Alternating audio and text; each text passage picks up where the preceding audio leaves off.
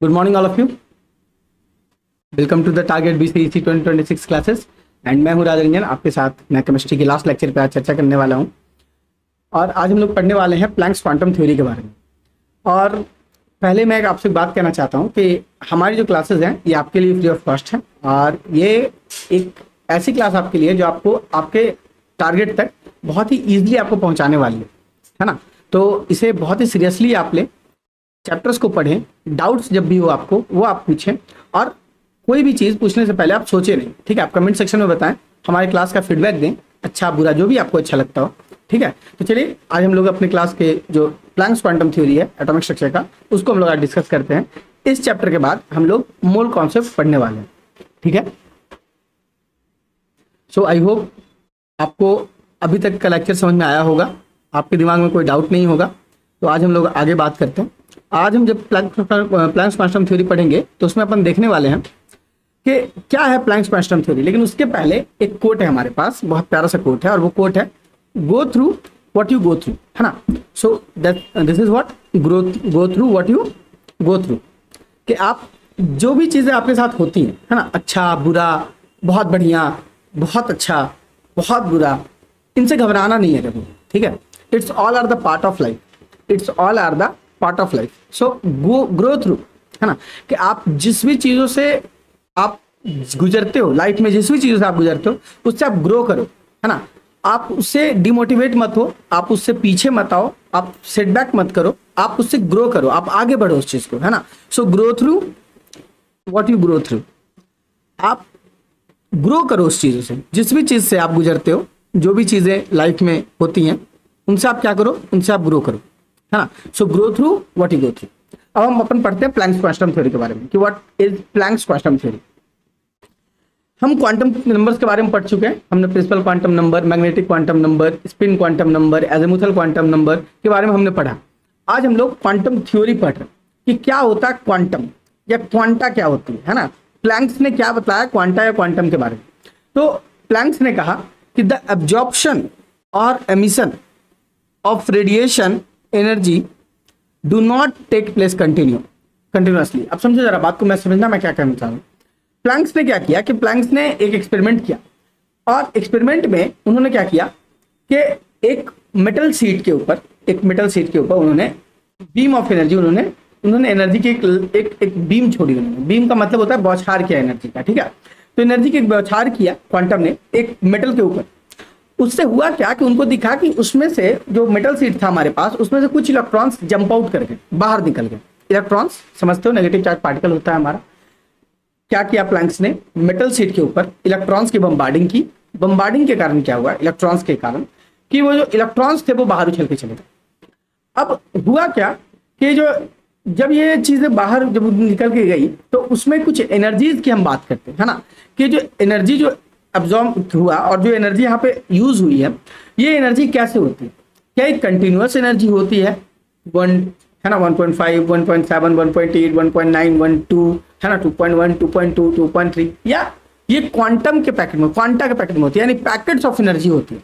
आप कभी भी बिस्किट खरीदने जाओ तो आपको बिस्किट वो 1 बिस्किट 2 बिस्किट करके नहीं बेचेगा दुकानदार, वो पैकेट बेचता है ना। तो यहाँ पे हमारे पास एनर्जी की पैकेट्स की बात कर रही है और हम जो एनर्जी के पैकेट की बात हम कर रहे हैं दैट इज अवर क्वांटा, वो हम क्वांटा की बात कर रहे हैं। ठीक है, so here the packets of energy we talk about is known as the quanta. Quanta is the different packets of energy, जो कब यूज होती है, जब हमारे पास एब्जॉर्प्शन या एमिशन होता है। एब्जॉर्प्शन का मतलब कि कोई चीज किसी के अंदर समा जाए और एमिशन का मतलब कोई चीज जब किसी चीज से बाहर निकल जाए।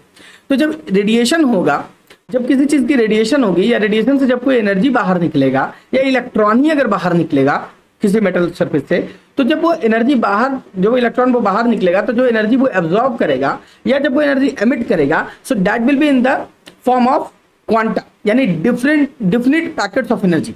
अब एक चीज और पढ़ेंगे अपन कि ब्लैक बॉडी क्या होता है। Black body is an ideal body that emits and absorbs radiation of all frequency.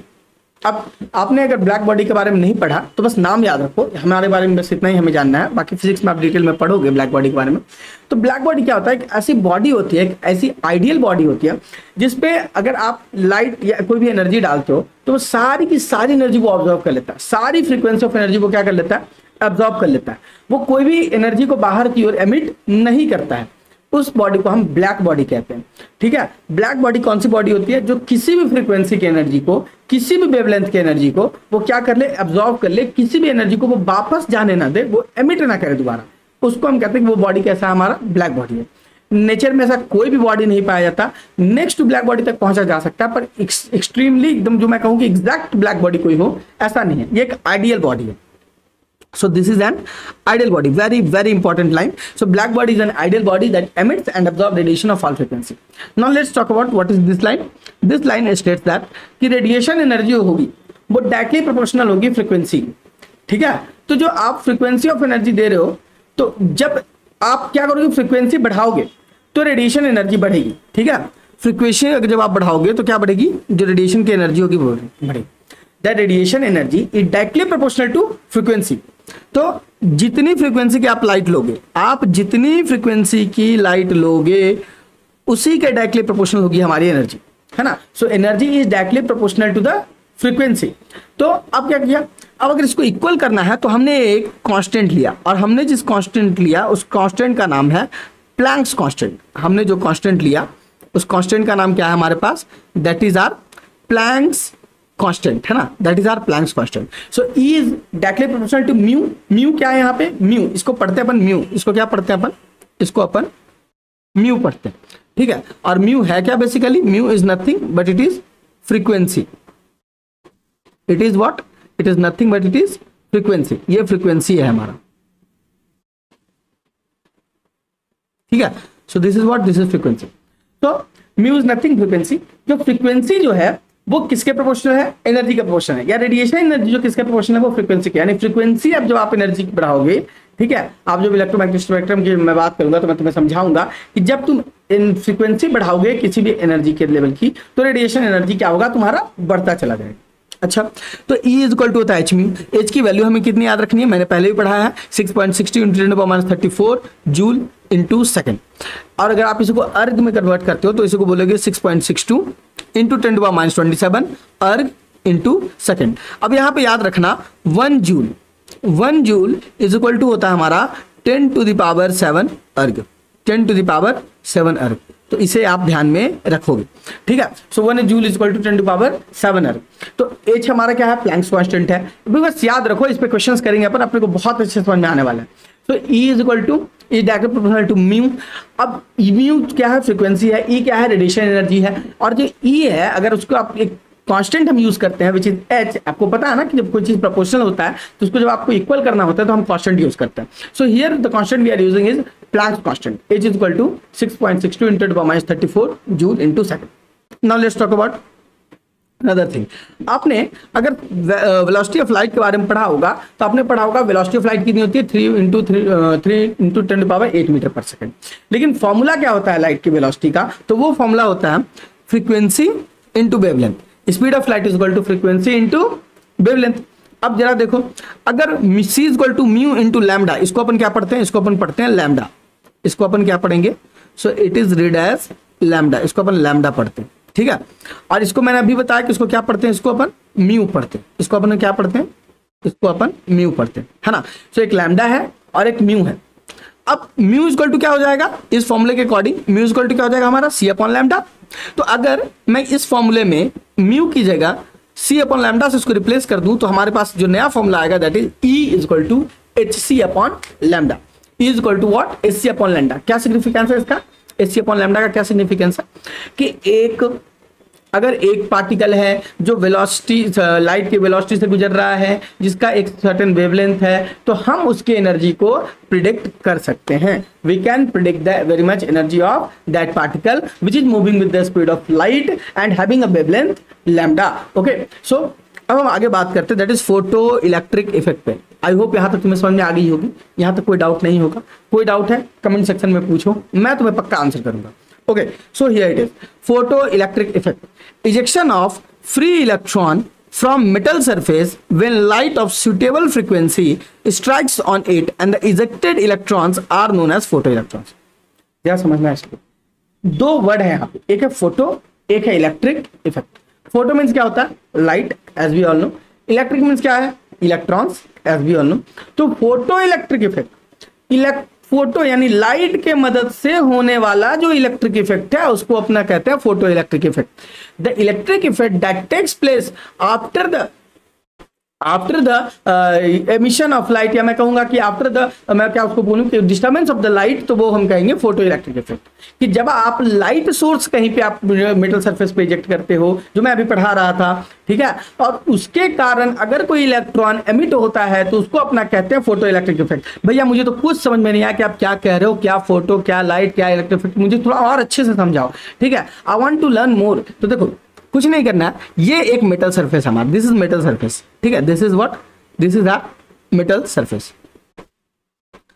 हुआ क्या, this is our metal surface, ठीक है, दिस इज मेटल सरफेस। हुआ क्या कि एक सोर्स ऑफ लाइट यहां से आई। अब जाहिर सी बात है कि अगर ये लाइट है, if this is light, okay this is light, तो इसकी अपनी एनर्जी होगी, तब ये लाइट सोर्स यहाँ आई है। अच्छा, ये जो मेटल सरफेस है, ये जो इसका सरफेस है, अगर मैं इसके सरफेस की बात करूं तो इसके सरफेस पे क्या होंगे? इसके सरफेस पे प्यारे प्यारे छोटे छोटे इलेक्ट्रॉन्स होंगे, है ना, छोटे छोटे electrons will be there,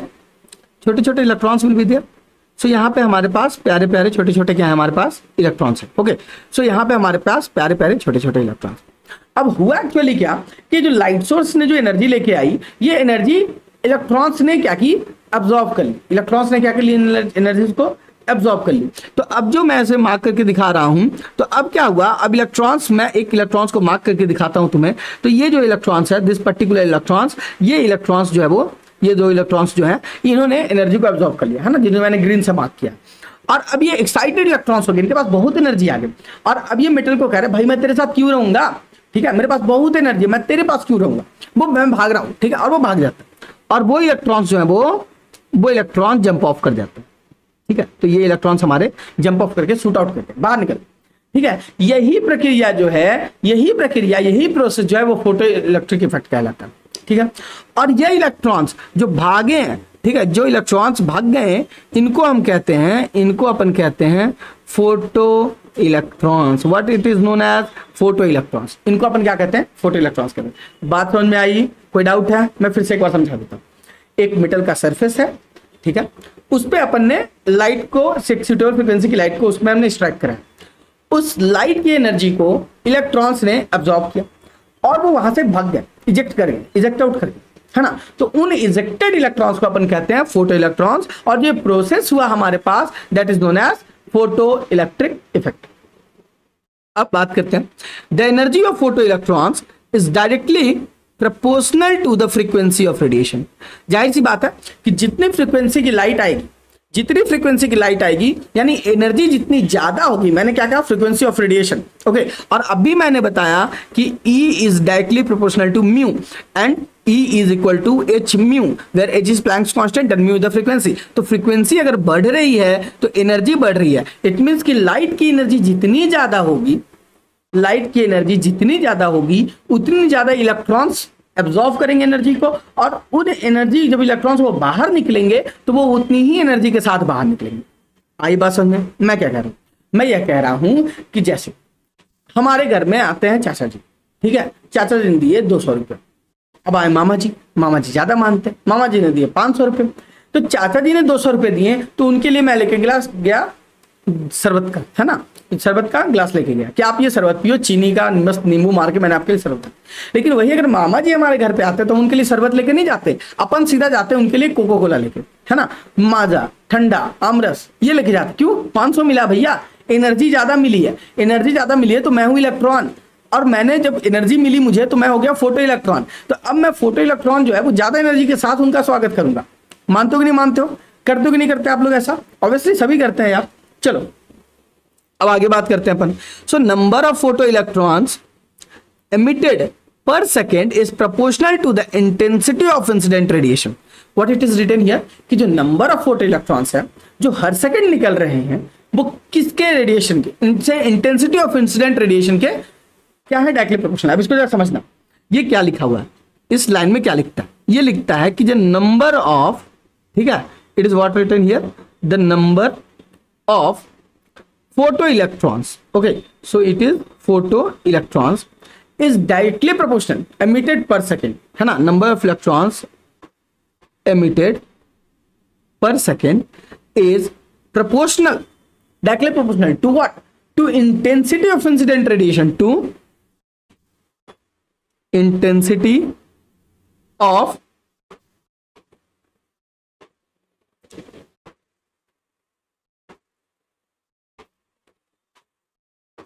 incident radiation, okay, so intensity of incident radiation क्या कह रहा है कि number of photo electrons emitted per second is directly proportional to intensity of incident radiation। क्या मतलब है इसका, क्या मतलब भैया मेरे को समझाओ एक बार कि इसका क्या, इस लाइन का क्या मतलब।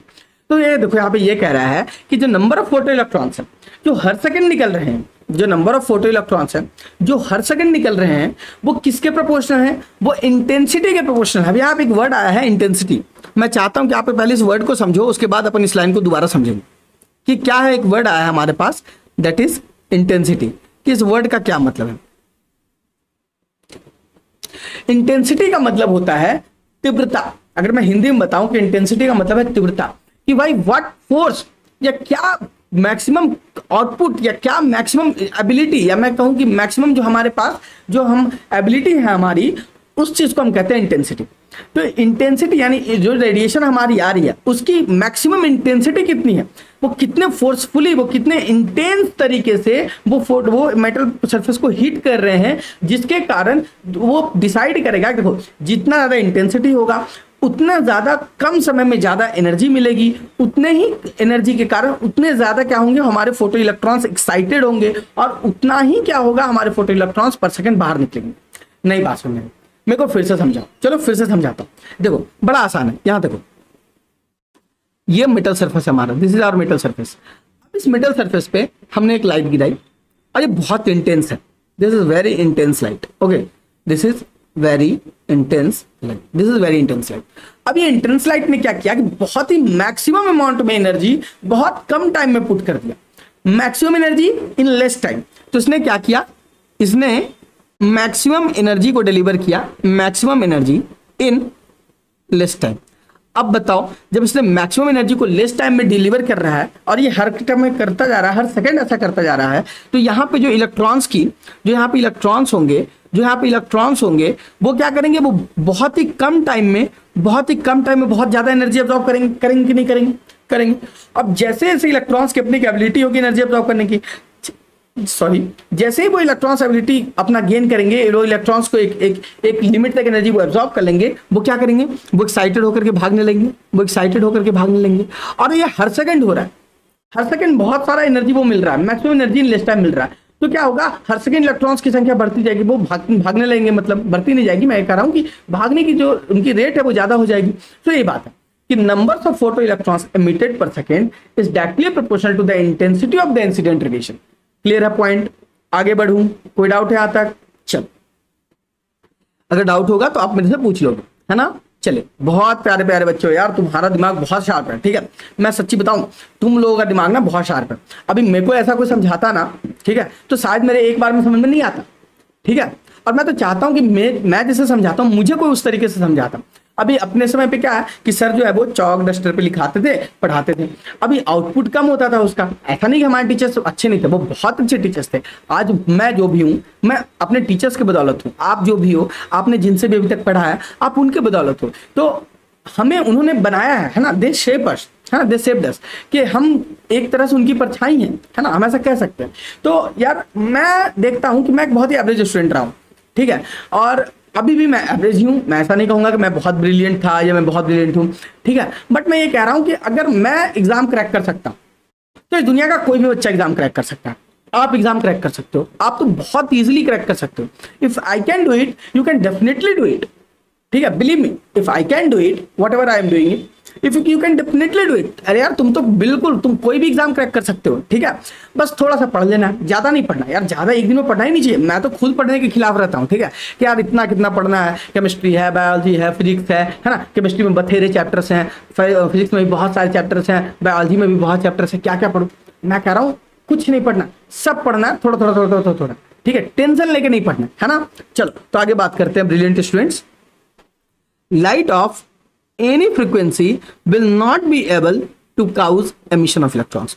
अब एक बात बताओ, मैंने कहा कि मामा जी आए तो उन्होंने 500 रुपए दिए, चाचा जी आए तो उन्होंने कितने दिए, 200 रुपए दिए, बुआ जी आई वो 20 रुपए निकाल के दे रही हैं।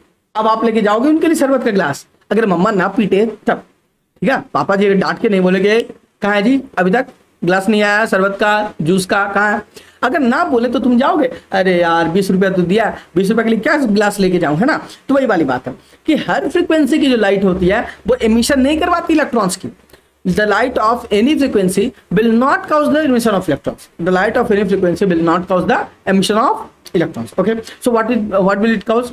अब देखो जरा, तो मैंने कहा कि सुटेबल फ्रीक्वेंसी होनी चाहिए। देखो यहाँ जरा देखो कि क्या लिखा गया है यहाँ पे, जरा इसको देखना कि light of suitable frequency should be there, है ना, स्टार्ट ऑन इट। हाँ, उससे ज्यादा एनर्जी हो तो भी हमारा काम चल जाएगा, बहुत कम एनर्जी हो तो हमारी काम नहीं चलेगी। चलो आगे बात करते हैं। अब अपन बात करते हैं काइनेटिक एनर्जी के बारे में। What is kinetic energy? तो काइनेटिक एनर्जी जो फोटो इलेक्ट्रॉन्स का है, sorry what is not kinetic energy, kinetic energy आप फिजिक्स में पढ़ोगे। What is kinetic energy? The energy that develops from the motion is known as the kinetic energy. जो motion के कारण जो एनर्जी उत्पन्न होती है उसी को अपन काइनेटिक एनर्जी कहते हैं, है ना। चलो आते हैं केमिस्ट्री के ऊपर। सो kinetic energy of photo electrons increases linearly. ठीक है, देखो यार मेरी राइटिंग थोड़ी खराब है, आई होप आप लोग मैनेज कर लोगे, ठीक है, गुस्सा नहीं करना, है ना। सो इंक्रीजेज लिनियरली, है ना। The kinetic energy of photo electrons, मैं इसको पूरा लिख ही देता हूं दोबारा।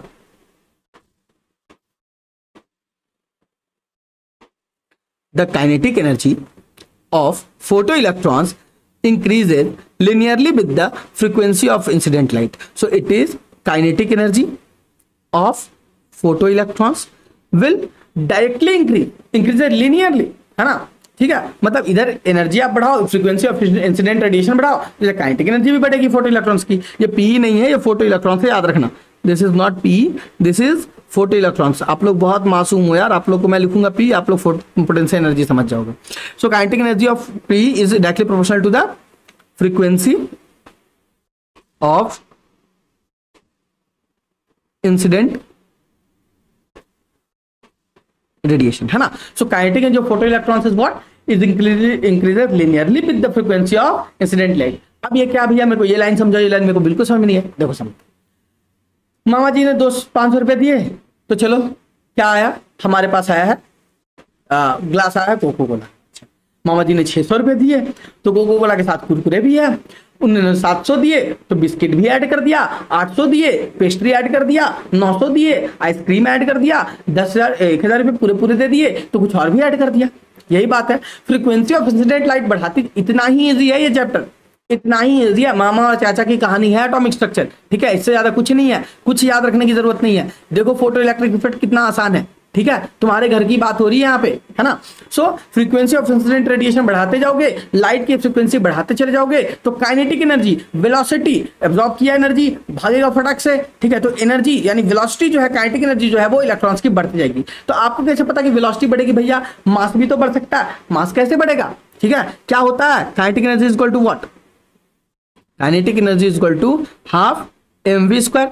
आपने एनर्जी दी तो इलेक्ट्रॉन्स का मास तो बढ़ने वाला नहीं है, मास इज कांस्टेंट थिंग, तो क्या बढ़ेगा? ऑब्वियसली ये तो कांस्टेंट टर्म है, तो क्या बढ़ेगी? हमारी वेलोसिटी बढ़ेगी। यानी यह ये कहना चाह रहा है कि जैसे जैसे आप लाइट की फ्रीक्वेंसी को बढ़ाओगे इंसिडेंट रेडिएशन की, तो जो वेलोसिटी ऑफ इलेक्ट्रॉन जो है, the velocity of electrons will increases gradually, है ना। तो क्या कहना चाह रहा है ये कि velocity of electrons will directly proportional to the mu. आई बात समझ में कि वेलोसिटी कब बढ़ेगी? जब हम इंसिडेंट रेडिएशन का फ्रीक्वेंसी को क्या करेंगे? बढ़ाएंगे।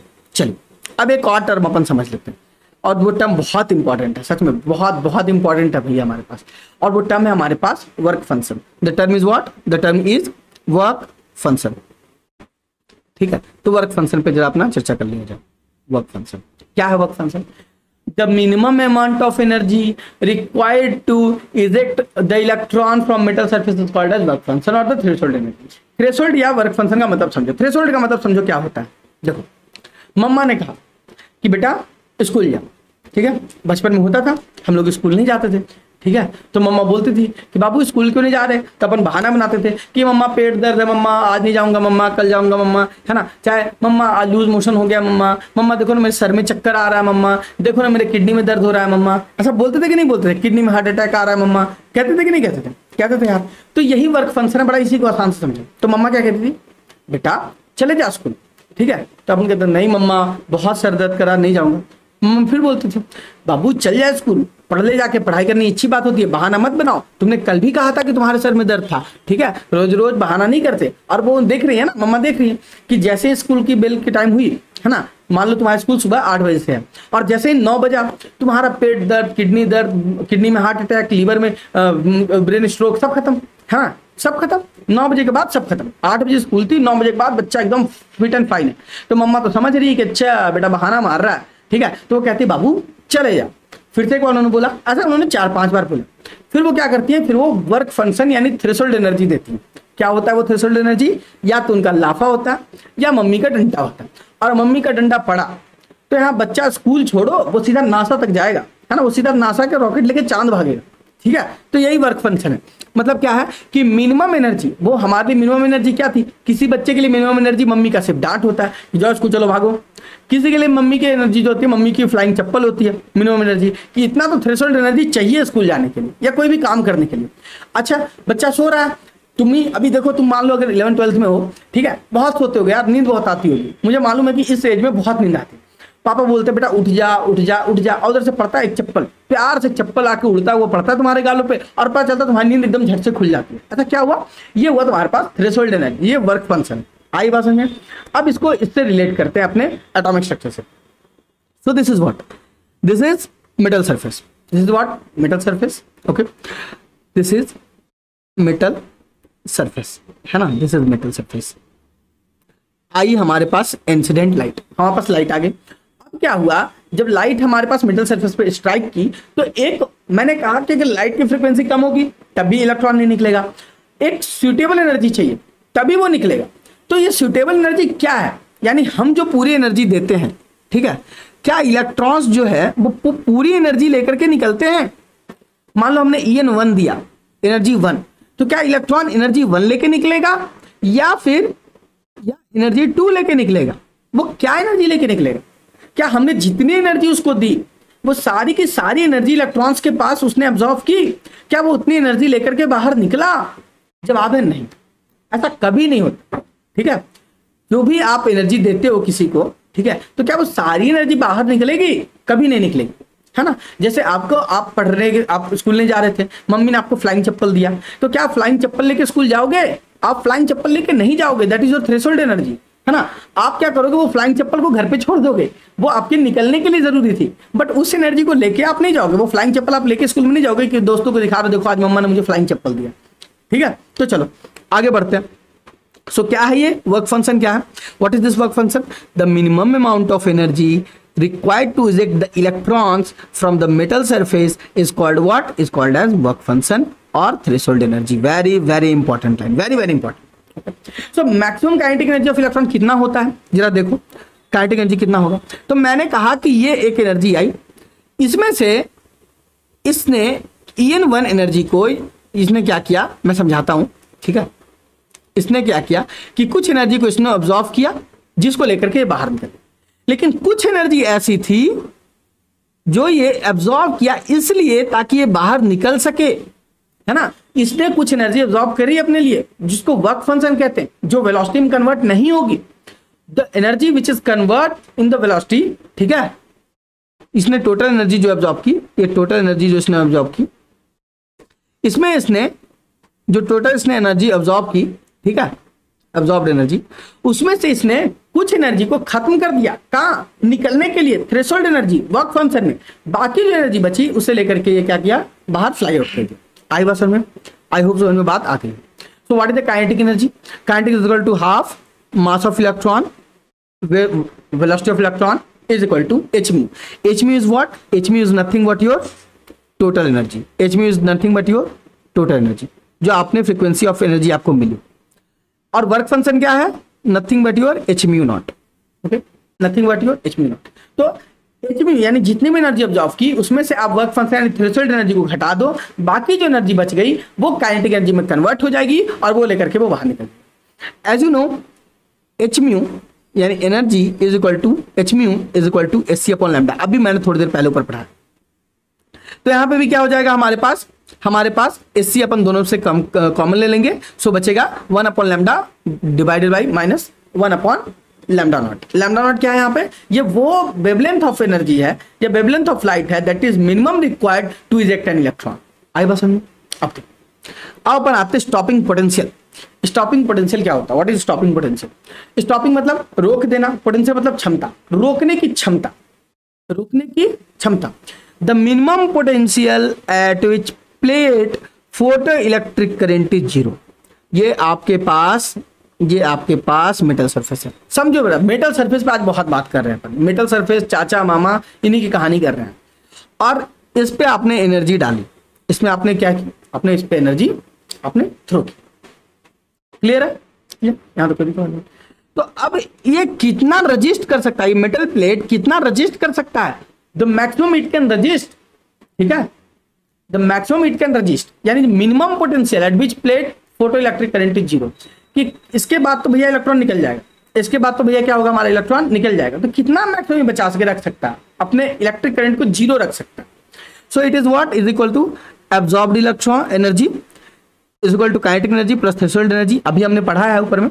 तो इसकी मैक्सिमम जो फ्रीक्वेंसी आएगी स्टॉपिंग पोटेंशियल की, वो उसकी होगी mu naught is equal to mu minus K upon H.